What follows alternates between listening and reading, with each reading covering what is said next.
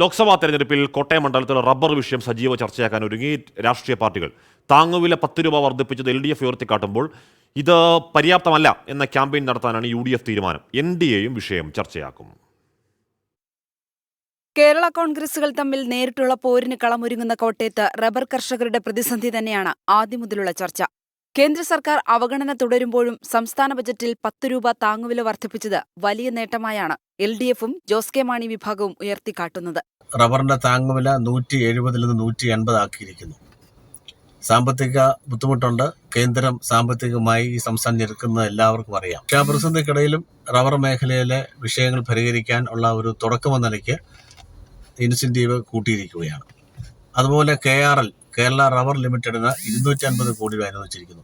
10 രൂപ വർദ്ധിപ്പിച്ചതുകൊണ്ട് കാര്യമായ പ്രയോജനമില്ലെന്നാണ് കേരള കോൺഗ്രസ് ജോസഫ് വിഭാഗത്തിന്റെ ആരോപണം. വരും ദിവസങ്ങളിൽ ശക്തമായ ക്യാമ്പയിൻ നടത്തും. റബ്ബറിന് 250 രൂപ താങ്ങുവില പ്രഖ്യാപിക്കുമെന്ന് വാഗ്ദാനം കൊടുത്ത അധികാരത്തിൽ വന്ന ഇടതുപക്ഷ മുന്നണി സർക്കാർ റബ്ബർ കൃഷിക്കാരെ അപമാനിച്ചുകൊണ്ട് റബ്ബറിന് താങ്ങുവില വെറും 10 രൂപ മാത്രം വർദ്ധിപ്പിച്ച് കോട്ടയത്തിന് പ്രത്യേകിച്ച് ഒന്നും നൽകാത്ത പൊള്ളയായ ബഡ്ജറ്റാണ് ഇന്ന് കേരള നിയമസഭയിൽ അവതരിപ്പിച്ചിരിക്കുന്നതെന്ന് ഈ അവസരത്തിൽ പറയാൻ ആഗ്രഹിക്കുകയാണ്.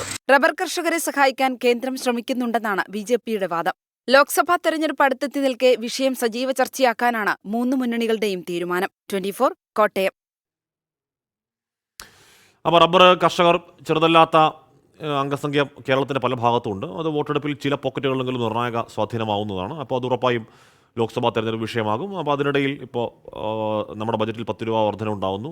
നമ്മുടെ ഷോൺ ജോർജ് ജനകീയകോടതിയിൽ വരുമ്പോൾ പറയുന്നുണ്ട് അടുത്ത 10 ദിവസത്തിനുള്ളിൽ ഒരു നിർണായകമായ തീരുമാനം ആ വിഷയത്തിൽ ഉണ്ടാകും എന്നൊക്കെ പറയുന്നുണ്ടായിരുന്നു. എന്തായാലും അതൊരു വിഷയമാണ്, ഒരു തർക്കമൊക്കെ കാര്യത്തിലില്ല.